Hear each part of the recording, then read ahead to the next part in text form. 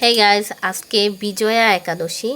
এখানে সাবুর মিষ্টান্ন, টমেটো বড়ই চাটনি, আলু পেঁপের স্যুপ, আলু ভর্তা,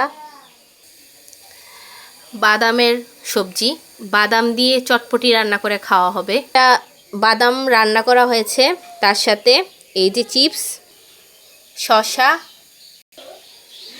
তেঁতুলের টকের সহযোগে খাওয়া হবে। একেবারে একদম চটপটির মতো। এটা হচ্ছে বাদাম চটপটি। তার সাথে তো ফল আছেই, এখানে কিছু কাটা ফল আছে, আর এই যে আঙ্গুর, বরই, আরও আছে আপেল, কমলা, খেজুর, আর কলা, আর দুধ আছে। আজকে অনেক কিছুর আয়োজন বিজয়া একাদশীতে।